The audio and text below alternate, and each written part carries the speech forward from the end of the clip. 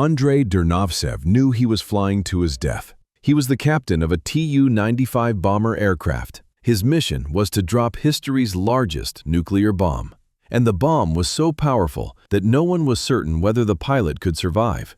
Calculations were made. The bomb would descend by parachute. The slowed fall would give the aircraft time to escape. Perhaps it would be enough. Perhaps not. Durnovtsev accepted the mission. October 30th, 1961.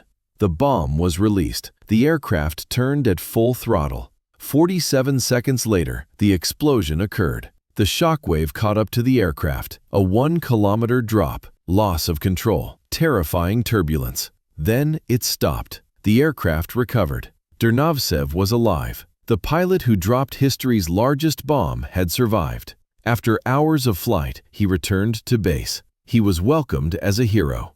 But the aircraft he flew was never the same again. Paint had peeled. Metal had warped. The power of Tsar Bomba had not passed without touching the pilot. This is the story of the most powerful explosion humanity ever created. 50 megatons. 3,333 times Hiroshima. The bomb that shook the entire planet. And the men who dared to drop it. By 1961, the nuclear arms race had reached terrifying proportions. The United States had detonated the first atomic bomb in 1945. The Soviet Union followed in 1949. Then came hydrogen bombs, thermonuclear weapons thousands of times more powerful than the bombs that destroyed Hiroshima and Nagasaki. Each side built more weapons. Each side built bigger weapons. The logic was simple and horrifying. If the enemy had 10,000 bombs, you needed 20,000. If they had a 10-megaton weapon, you needed 20. By 1961, both superpowers possessed enough nuclear weapons to destroy human civilization several times over. But still, they built more. Nikita Khrushchev, the Soviet leader, wanted to send the message. He wanted the world to know that Soviet nuclear power was supreme. He wanted the Americans to fear what the Soviet Union could do. The message would not be words, it would be fire. Khrushchev ordered Soviet scientists to build the largest nuclear bomb ever conceived. A weapon so powerful it would make everything that came before seem insignificant. A bomb that would shake the earth itself.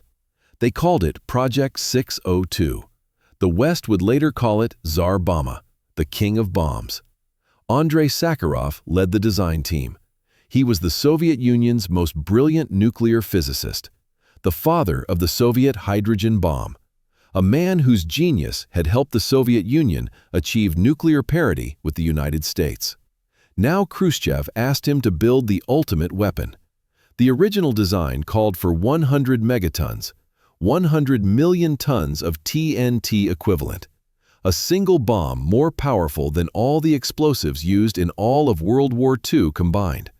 More powerful than all the bombs ever dropped by all the aircraft in all of history. But there was a problem. The calculations showed that a 100 megaton explosion would be too dangerous. The fireball would be too large. The fallout would be too extensive. The aircraft dropping the bomb would have no chance of escape. The pilots would die. The radioactive cloud would spread across Europe, poisoning millions. Even Khrushchev recognized this was too much. The bomb was scaled back to 50 megatons. Still, the largest nuclear weapon ever built. Still unimaginably destructive. But survivable. Barely. The design was elegant in its horror. A 3-stage thermonuclear device. The primary stage was a fission bomb that compressed the secondary stage. The secondary stage was a fusion reaction that compressed the tertiary stage. Each stage amplified the power of the one before. The result was a weapon 8 meters long and 2 meters in diameter. It weighed 27 metric tons. It was so large that no Soviet aircraft could carry it in the standard bomb bay. The Tu-95 was the only aircraft that could carry Tsar Bomba. It was the Soviet Union's largest strategic bomber, a massive aircraft with swept wings and 4 turboprop engines, each driving 2 counter-rotating propellers. It could fly over 15,000 kilometers without refueling.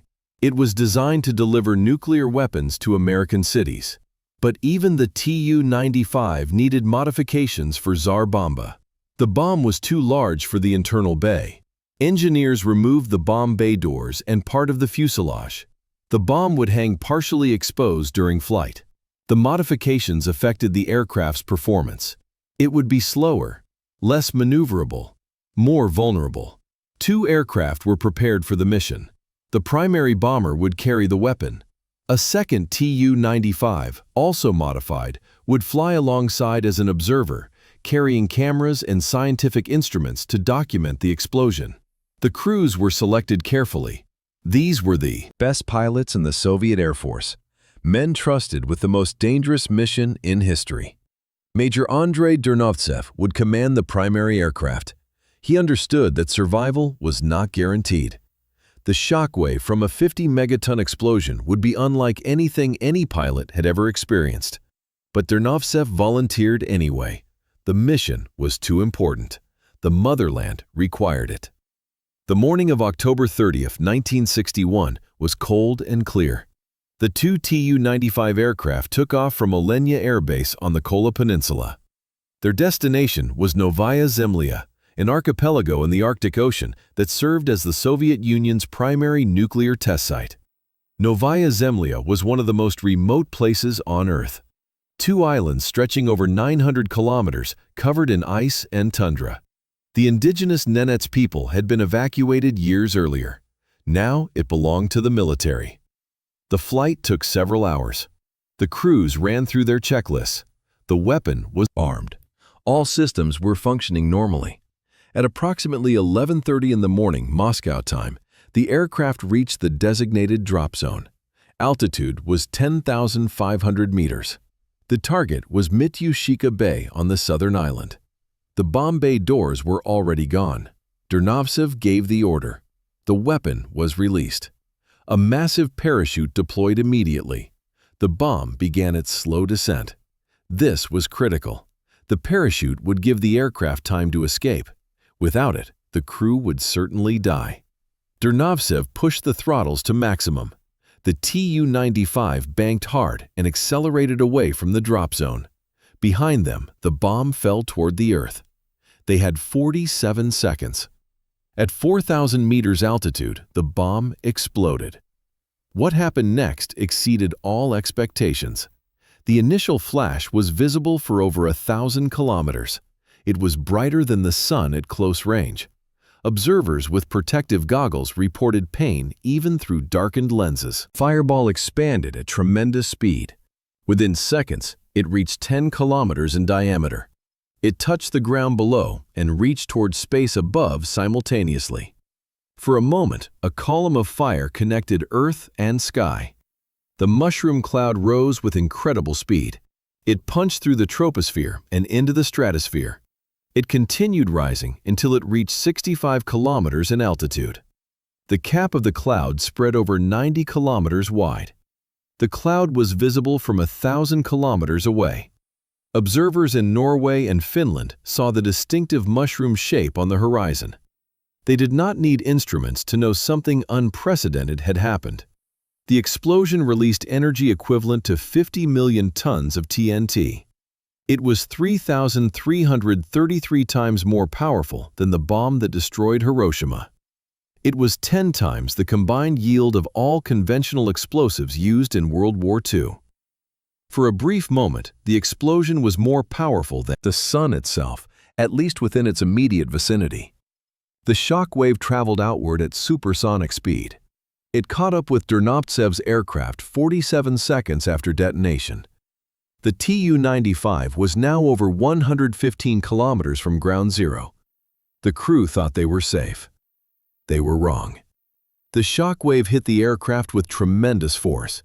The Tu-95 dropped nearly 1,000 meters in seconds.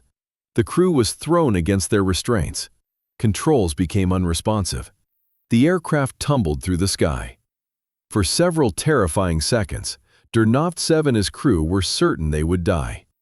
The aircraft shook violently. Strange sounds filled the cabin. Metal groaned under stress it was never designed to experience. Then, gradually, the turbulence subsided. Durnovtsev regained control. The aircraft stabilized. They had survived. Barely.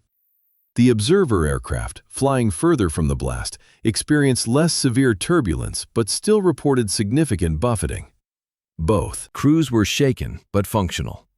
Durnovtsev checked his instruments. The aircraft was damaged but flyable. He turned toward home.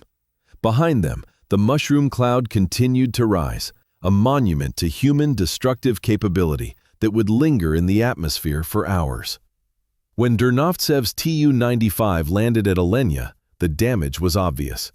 The aircraft's white and silver paint had been scorched and peeled by the thermal flash, even at over 100 kilometers distance.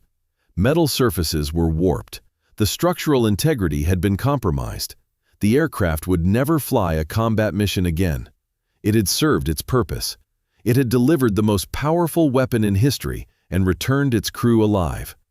Durnovtsev was promoted and decorated. The hero of the Soviet Union, the nation's highest honor, was awarded to him and other crew members. They had proven that Soviet bombers could deliver nuclear weapons of unprecedented power. But the true aftermath extended far beyond the crew. The explosion had created a crater 2 kilometers wide and 100 meters deep. Within a radius of 35 kilometers, everything was completely destroyed. Buildings vaporized, ice melted, rock shattered. The thermal pulse caused third-degree burns at distances of up to 100 kilometers. Anyone exposed in the open would have died instantly within a radius of tens of kilometers. And the shockwave had traveled around the world. Seismometers recorded the disturbance on every continent. Windows broke in Finland and Sweden, over 900 kilometers from the blast. The atmospheric pressure waves circled the globe 3 times before dissipating. 50 megatons, a single bomb. This was the new face of warfare. News of Tsar Bomba spread quickly. Western intelligence had detected the explosion immediately. Seismic sensors, atmospheric monitoring stations, and reconnaissance aircraft all confirmed what had happened. The Soviets had detonated a weapon of unprecedented power. The reaction was a mixture of fear and outrage. American military analysts were alarmed. If the Soviets could build a 50-megaton bomb, they could build larger ones. The 100-megaton design that had been scaled back for safety could be revived. There seemed to be no upper limit to nuclear destructive power. Politicians condemned the test.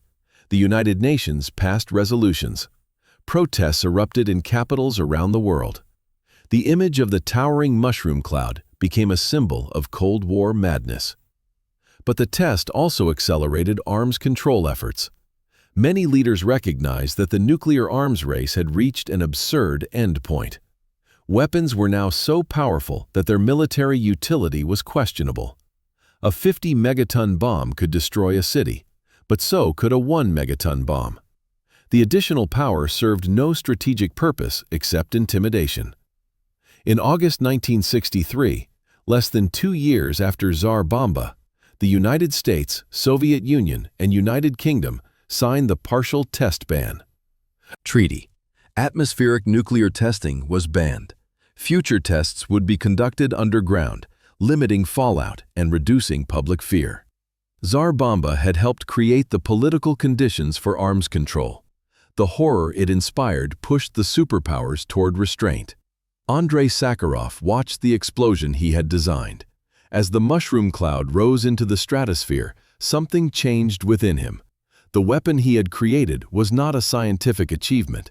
It was a potential instrument of genocide. Sakharov began to question the work he had devoted his life to. What was the purpose of building ever larger nuclear weapons? Who would benefit from the ability to destroy entire nations with a single bomb?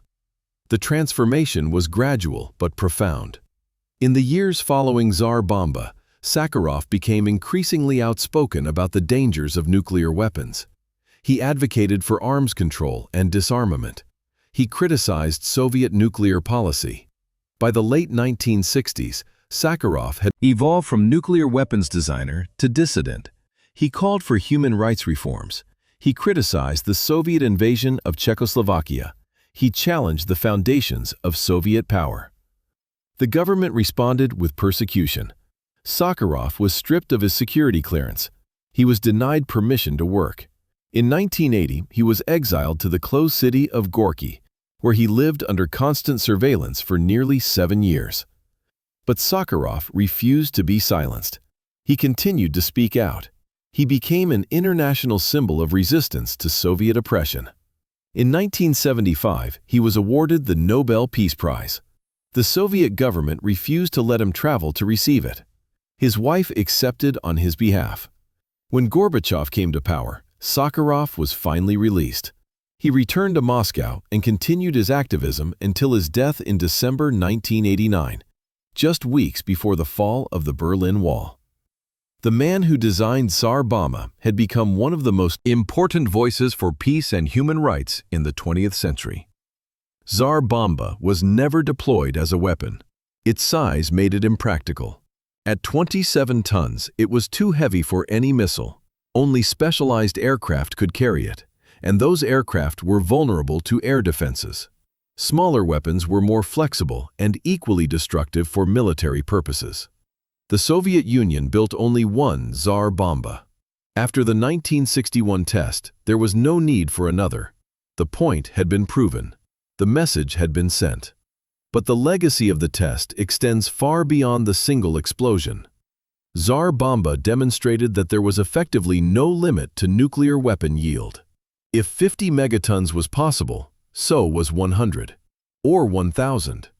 The technology existed to build weapons that could destroy entire countries with a single blast. This realization contributed to the eventual limits on nuclear arsenals. Both superpowers recognized that the arms race had become absurd. Building bigger bombs served no military purpose.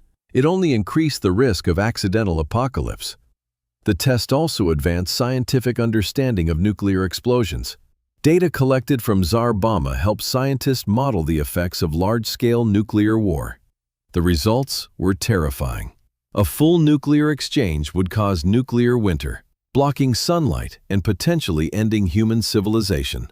Today, no nation deploys weapons anywhere near Tsar Bomba's yield. Modern nuclear arsenals focus on accuracy rather than power. A precise strike with a smaller warhead is more militarily effective than an indiscriminate blast from a giant bomb. Tsar Bomba remains unique, the largest explosion in human history, a monument to Cold War madness, and a warning about where the logic of nuclear arms races inevitably leads. October 30th is remembered differently depending on who is remembering. For the Russian military, it is a day of pride. The test demonstrated Soviet technological supremacy.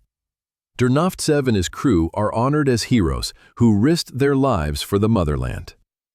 For nuclear disarmament advocates, it is a reminder of how close humanity came to building weapons that could end civilization. Tsar Bomba showed that there is no theoretical limit to nuclear destructive power. Only political will prevents the construction of ever larger weapons. For historians, it marks a turning point. The test accelerated arms control efforts. It contributed to the Test Ban Treaty. It forced leaders to confront the absurdity of unlimited nuclear arsenals.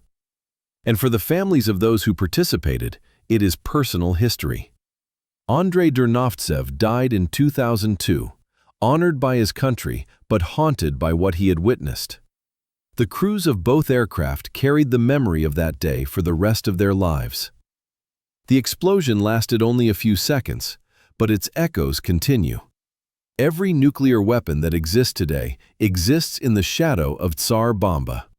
Every arms control treaty, every disarmament negotiation, every discussion of nuclear policy takes place with the knowledge that humanity possesses the power to destroy itself. 50 megatons, 3,333 Hiroshimas. One bomb. The pilot survived. The aircraft survived. But the world was never quite the same. Andrei Durnovtsev dropped the largest bomb in history and lived to tell about it. He was a hero to his nation, and a participant in humanity's most dangerous experiment. The shockwave circled the globe 3 times, but the true impact of Tsar Bomba has never stopped traveling. It echoes still.